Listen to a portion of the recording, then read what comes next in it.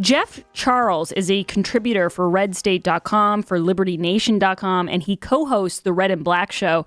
I read all of his pieces. You can follow him on Twitter at JeffOnTheRight. Thank you so much for being with us, Jeff. Hey, Grace. Thanks for having me. Glad to be here. So, Jeff, you wrote a piece I really loved. I read it on the show yesterday, and you explained why you support impeachment and why you think it's actually going to work out well for conservatives. Can you just give us a brief idea of why we shouldn't be so depressed about this second try on impeachment? Yeah, so I wrote that article because I think everybody was up in a furor about Trump being impeached, and I was, looking at the long game here. Now, I don't support the Democrats' efforts because, I'm a Mitt Romney type. I support it for the opposite reason. Like I said in the article, Napoleon Bonaparte said, never interfere with your enemy when he is making a mistake. So we have to really think about what's going on here. They just filed articles of impeachment yesterday. They're probably not going to be able to even look at it until 100 days into Biden's presidency, which means that they're going to try to impeach President Trump when he's already out of office. So think about this. They're going to spend taxpayer money. They're going to take up the time of lawmakers to drag the nation through another impeachment fiasco, blaming the U.S. Capitol rights wholly on him, and the nation's going to be watching this. So this is one of those things that's going to backfire. I will say that the riots that happened at the Capitol, that did benefit the Democrats at that moment, but now their overstep is going to be so ridiculous that they're going to snatch defeat from the jaws of victory here. So this is going to hurt them a lot more than it hurts us, so why stop them? And you also wrote, Jeff, about how their impeachment debacle part 2 has just begun. But I guess my question for you would be, I know there's very little here in their article that they filed. They're claiming that Trump incited the riot when, as you said in your column, he actually calls for them to be peaceful. So just right there, it doesn't really hold up. But if you had to look at both impeachments, which one do you think was weaker? I know it's tough, but which one would you choose? Impeachment 1 or impeachment 2? I would say this one is weaker because at least with the first one, you did have a phone call where it's like, not really, but I mean, whatever. But in this one, there's absolutely no evidence that he incited that violence. Now, I think with a lot of things, I don't think he handled the whole situation perfectly, but he definitely did not incite violence. There was nothing that he said that would lead a reasonable person to think, oh, you know what, I just heard what Trump had to say, I'm going to go storm the Capitol now. No, this was planned, and they didn't care what Trump thought about it. And really, they're not going to be able to make this stick. I don't think that anybody in the Senate is really going to vote for it. I think Democrats will even vote against it. You might have some who are going to support it, but it's not even going to pass. And even if it did, it doesn't matter because he's already out of office. So this is their part of their strategy where they just throw whatever against the wall and hope that something sticks. Now, Jeff, the great thing about you, and I'm talking to Jeff Charles from Red State, you guys can find him on Red State, and you can also follow him at Jeff on the Right. The great thing about you is that you really cover a variety of news topics. So I go in the morning and I click on all your articles, and they can range from the Lincoln Project, which we will get to also Twitter. And I remember when we had you on Howie's show, you had been having a little bit of an issue with Twitter and censoring. So when you look at, first of all, can you tell people about that situation? Because that was kind of one of the first times I heard about Twitter really banning people. And then secondly, do you think that this is going to affect Twitter financially? Yeah, so first off, I mean, my issue with Twitter is that they had suspended me a few months ago because I'm a black conservative. So, you always see the left call black conservatives coons and Uncle Toms, all that good stuff. So I posted a tweet making fun of them for doing that. Then Twitter suspended me because I used the word that they use.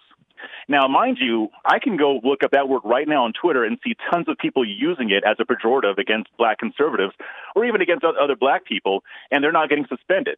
But I make fun of them, and I get suspended. And I even gave them the benefit of the doubt. I said, maybe this is just their algorithm. I sent them a message. I appealed the decision, explained what I was doing, and they upheld the ban. So that's just, to me, it's just a little microcosm of what they're doing now to companies like Parler and then their great purge. I mean, I lost about over 2,000 followers because they purged a bunch of conservative accounts. So they don't really care about free speech. And as far as how it's going to affect Twitter, first off, banning President Trump was a huge mistake for them because he really made them relevant. I mean, the service was popular before him, but it skyrocketed in popularity when he came on the scene. Right, so getting rid of him wasn't a great idea. Jeff, not to interrupt you, but he changed the landscape of how people listen to politics. It was like, why wait 4 hours to see what the news has to say when you can turn on Twitter and read a feed in 5 minutes and go eat your dinner? I mean, it just was never the same once he got on Twitter.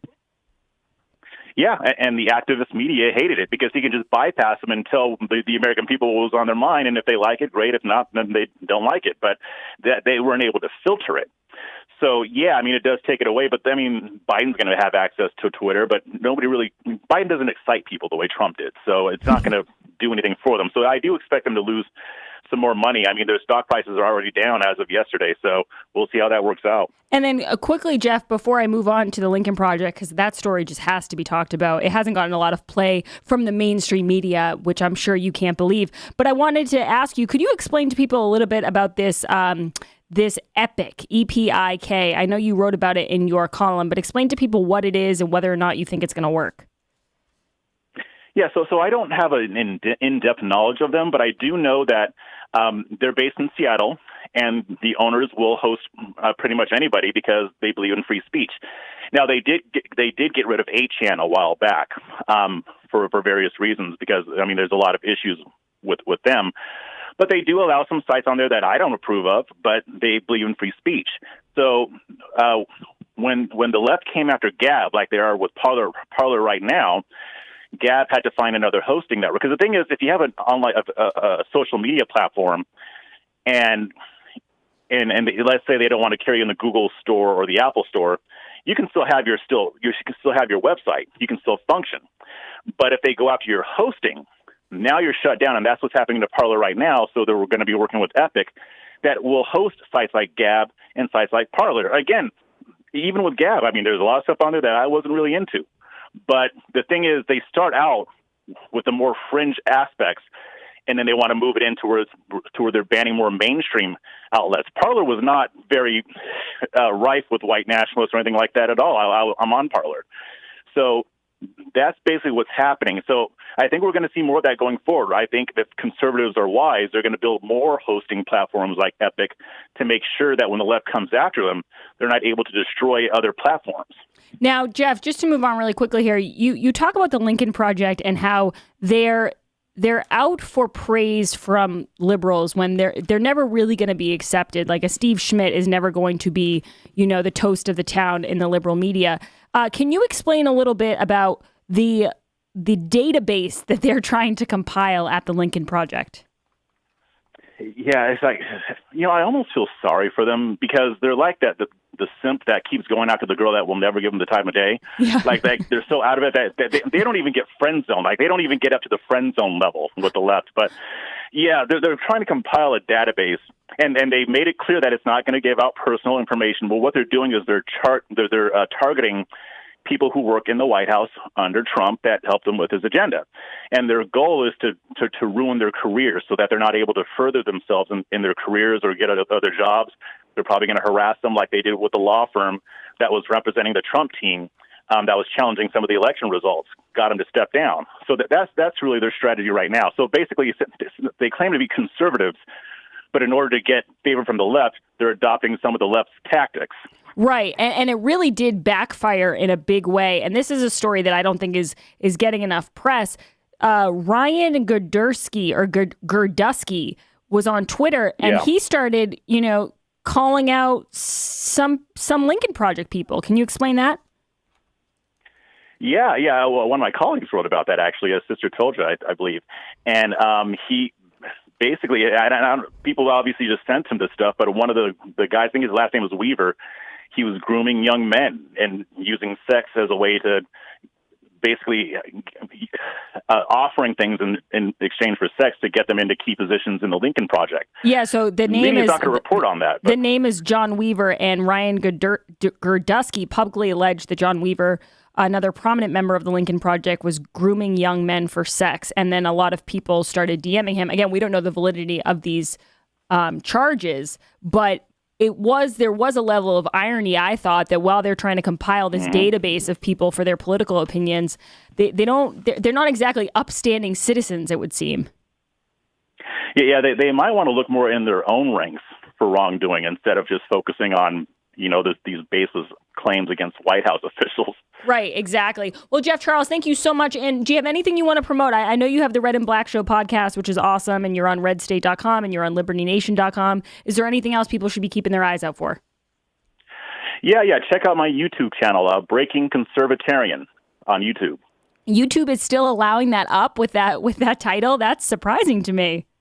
Yeah. Well, yeah, maybe because they don't know what conservatarian means. Yeah, that's very, very true. Thank you, Jeff Charles. I really appreciate it. Jeff covers so many things, and there's no lack of content out there for people at Red State to cover.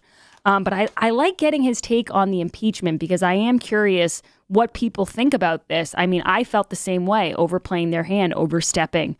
It's not going to end well. They can't just accept the fact that they won. They have to take it to the next level.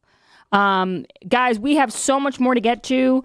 And when we get back, we will be doing the poll question and some other things. So don't go anywhere. This is the Grace Curley Show.